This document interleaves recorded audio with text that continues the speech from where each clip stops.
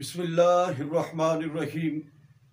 Ertugrul کی وفات کے بعد عثمان خان اول اس کا جانشین بنا تو یہ دولت عثمانیہ کا بانی اور پہلا تاجدار تھا۔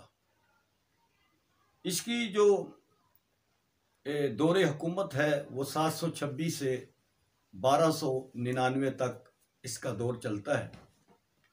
عثمان میں سب وہ اوصاف پائے جاتے تھے جو ایک بانی سلطنت میں ہونے چاہیے۔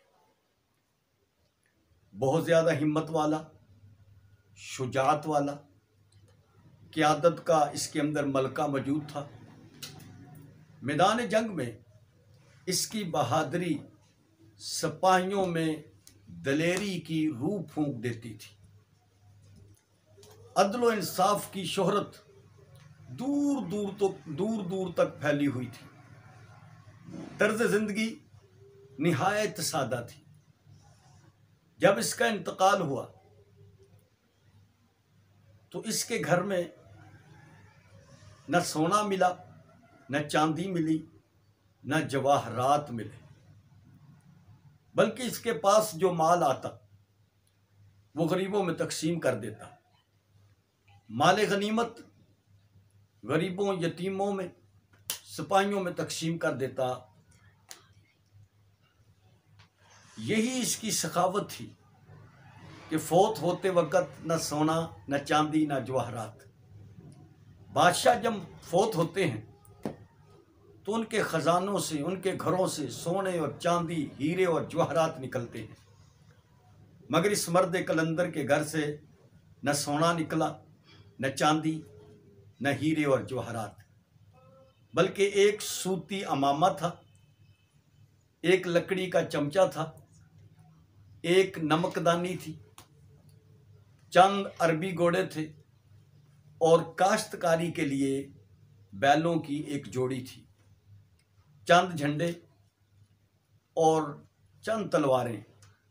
یہ ساری کل اس کی کائنات تھی۔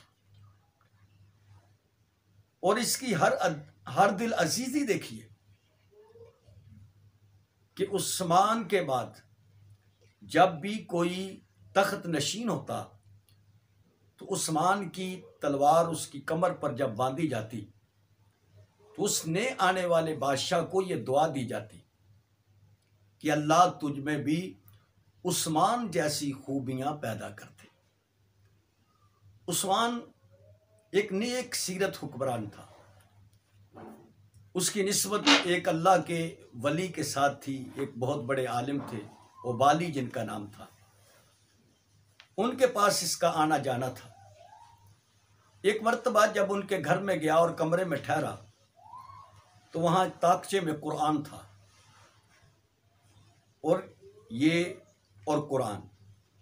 اس نے سوچا یہ تو بہت بڑی بے ادبی ہوگی کہ قرآن مجید موجود ہے اور میں سو جاؤں اور میری ٹانگیں کہیں قرآن کی طرف نہ ہو جائیں۔ تو اس نے ساری رات قرآن مجید کو اپنے سر پر ادباً رکھا، اور یہ ادا ہی غالباً اللہ کو پسند آ گئی۔ اس نے ایک خواب دیکھا، اور خواب اس کا بہت ہی زبردست خواب ہے کہ اس نے یہ دیکھا کہ جو وہ عالم ابالی تھے، وہ کیونکہ ان کے ساتھ ان کا تعلق تھا، تو خواب میں دیکھتا ہے کہ ایک چاند ان کے سینے سے نکلا اور بدر کامل بن کے عثمان کے سینے میں اتر گیا۔ پھر اس کے پہلو سے ایک درخت نکلا جو بڑھتا گیا، اس کی شاخیں ادھر ادھر بحر و بر پر چھا گئیں۔ اس درخت کی جڑ سے 4 دریا بہنے شروع ہو گئے، اور اس کی شاخیں 4 پہاڑوں نے اس کی شاخوں کو سنبھالا ہوا تھا۔ وہ 4 پہاڑ کوہ بلقان، کوہ طور، کوہ قاف، کوہ اٹلس۔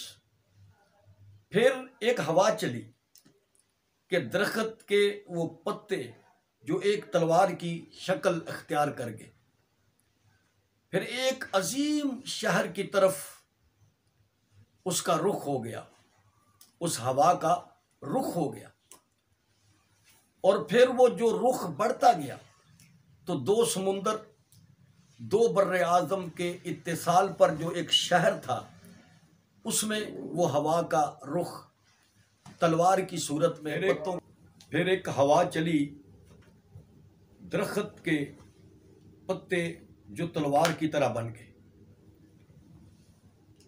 جو ایک عظیم شہر کی طرف اس کا رخ ہوا، جو دو سمندروں اور دو بر اعظموں کے اتصال پر واقع ہے۔ پھر ایک انگوٹھی کی طرح اس کو وہ دکھایا گیا، جو انگوٹھی زمرد و نیلم کی بنی ہوئی ہے۔ عثمان نے دیکھا کہ وہ اس انگوٹھی کو پہن رہا ہے۔ جیسے وہ اس انگوٹھی کو پہننے لگا تو اس کی آنکھ کھل گئی۔ اس نے اپنے مرشد کو یہ اپنا خواب جب بیان کیا تو اللہ والے سمجھ گئے کہ یہ عثمان کے شاندار مستقبل کی طرف اشارہ ہے۔ ان نے اپنی بیٹی مال سے عثمان کی شادی کر دی۔ حالانکہ مال کے لیے ترک بڑے بڑے سرداروں کے رشتے آئے، مگر ان نے انکار کر دیا اور عثمان سے شادی کر دی۔ وہ بیٹی بھی اپنے باپ کی طرح ہی علم و فضل اور تقوی والی تھی۔ اس کی وجہ سے عثمانی خاندان میں صحیح طور پر، صحیح معنی میں دینداری داخل ہو۔